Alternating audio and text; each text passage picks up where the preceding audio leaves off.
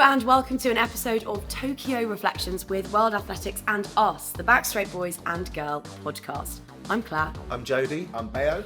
And we have been asked somehow to distill our favourite moments from this summer's Olympic Games into just the very highlights.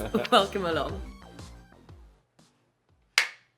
One of my favourite events, again, isn't one you were probably expecting us to say, but it was a young man, a very young man, who I actually met back in 2018 at the Commonwealth Games, interviewed him then, because I knew he was going to be a big star, and that's Neeraj Chopra winning the men's javelin. I don't remember you meeting him. His English wasn't great, but he made a really good attempt to speak to me. We've got video somewhere. Love this, absolutely love this. He's really small. He's not even 6 foot, you know, and he doesn't look really you've got these like giant Germans with 6'4", and he comes along. He throws the 2 furthest throws in the whole competition. Yeah. He wins on his second throw.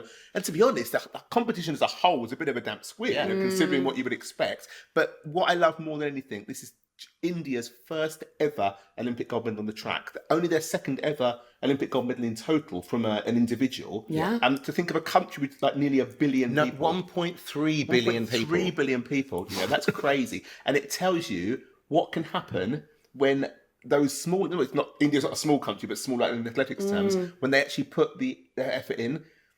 His coach is Uwe Holm, the only man to have thrown over 100 metres. This is why the Javelin specification had to be changed, because they were going to be taking out the high jumpers, weren't they?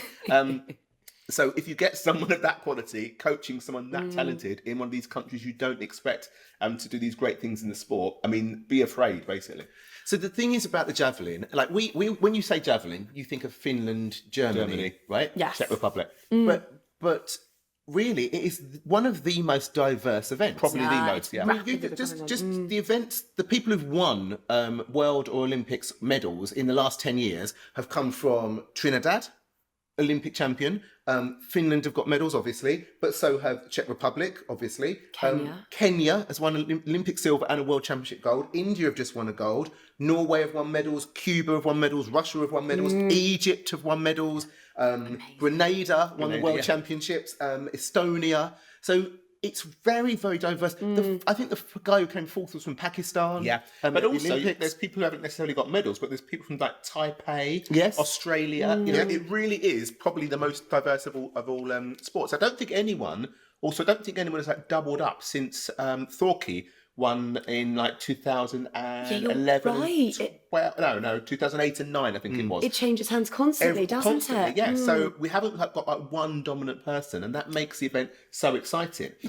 What I particularly love about this, when he won, he what's the word? He like dedicated his medals. I know exactly what you're going to say. He dedicated his medals to P.T. Usher and Milkha Singh, who both came fourth at the Olympics. Milkha Singh came fourth in the 400 in 1960, and P.T. Usher came fourth in the 4 hurdles in 1984. And they're the best 2 performances by Indian performers before he won the gold medal. And I love that kind of thing. That shows someone who knows his history, who respects his elders. You know, Respects his elders. But he won the gold medal. And he was conscious of the fact this was such a big thing for his country, and had the forethought to thank those who'd gone before. I think that's so lovely. But going in, he was ranked fourth in. So I should also say Milkha Singh, who came fourth in the Olympics, actually died in June this year, May or June, from COVID, unfortunately. He was like 97 or something. Wow. So such a shame. You couldn't just wait a couple more months to see this happen. But I was just going to say that he was ranked fourth in the world going in. He was the previous world junior champion. He's been the Asian Games champion. He's been the Asian champion. He's been like Commonwealth champion. You look at his. You go on Wikipedia and look at his. It's been coming. His performances. It's all gold. It's all gold. Yeah. But he was not the favourite. Johannes Vetter was the favourite. He'd won like probably every competition going in. He'd won. He'd thrown 96 metres that year. He'd thrown the second best throw of all time. And he comes to the championships, and the reason that he gave was because the track was bouncy or something, and it didn't fit in with his throwing style. He throws with his... I mean, listen, I'm going to get this all completely wrong. But the way he throws, the technique he has means you have to get traction on the track or something, and he couldn't do that, and other people adapted better to it. So and that's why you win an Olympic medal. But I just find it astonishing that all the minute details that people go into, and they didn't know what the track was going to be. And I've never heard of the track being able to make so much difference, especially when you've got you can't adapt to. I mean, you don't get a lot of throws. He only got 3 in the final, and he only got to the final on his 3rd throw. But you would have thought that was something they would have researched beforehand. It was a major concern, though, for the jumpers coming into this Olympics, was because it was a newer track surface, and famously a speedy track surface, which we saw reflected in some of the performances. That's going to throw out run-ups, that's going to throw out feeling and how you can engage with the track surface. So for the throwers, it must have been a really big thing. It's also strange, considering he had like almost 10 metres on the rest of the field this year. So you can understand he wouldn't maybe get the timing right, but then to only throw 82.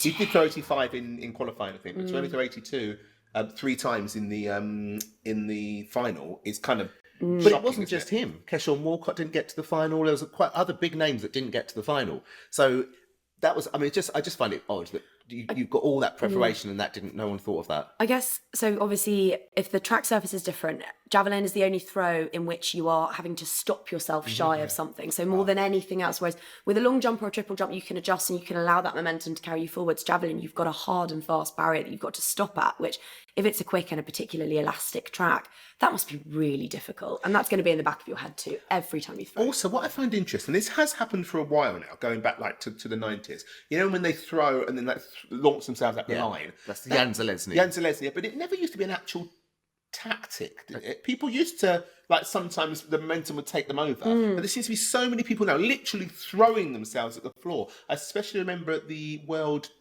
Juniors, there was a guy, I think from Finland, every single time he went flat on his face like that, and everything. I was like, you're going to break your neck. But I think part of that technique is because of the injury you can get when you put your foot there and stop. Yeah, it's and so if you don't, much force. if you don't do that, it's less force goes through your body and less injury. Listen, look at us talking technique. How many javelins have we thrown between us ever? I did Go on then.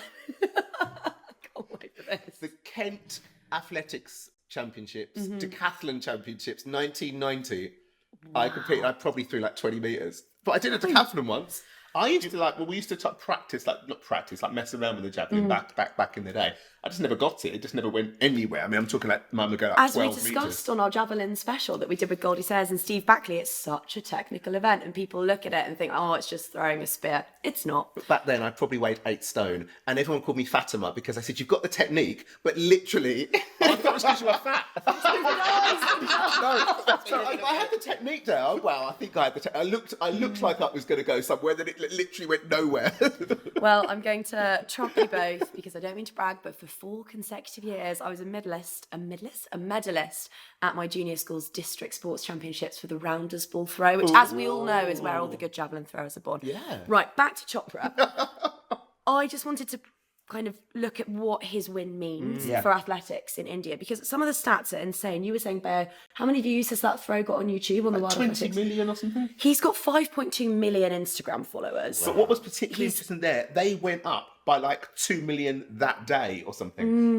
Because I think I looked in earlier in the day and then I went back and it had literally grown about 2 million in the afternoon. And he's on the Vogue India cover, which is just about to come out, which makes him the first Indian athlete of any sport, even cricketers, to be on the cover of that magazine. So actually, I like to think that in 10, 15 years' time, there's going to be a whole new generation of Indian throwers or athletes, track or field, coming through. And we can really put it back. That's the origin moment there, that throw. And we talk about this all the time, don't we? We talk about how athletics is a global sport and there is something of interest. There's an event for every body shape, for every height, there's an event for everybody. And because it's so global, there's somebody to support in every part of the world. Yes. And until now, there's not really been anyone in India. And that's 1.3 billion people who are now, not all of them probably, but there's a focus for athletics in that country.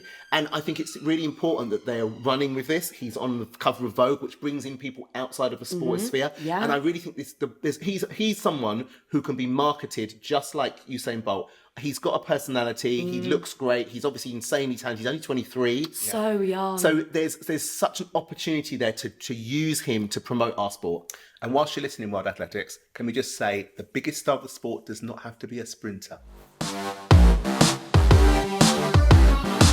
Thanks very much for watching this episode of Tokyo Reflections with us, the Backstraight Boys and Girl podcast. I've been Claire. I'm Jodie. I'm Bayo.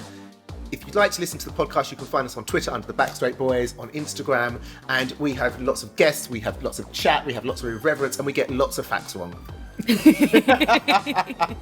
So thanks for tuning in, and we will see you all in Eugene.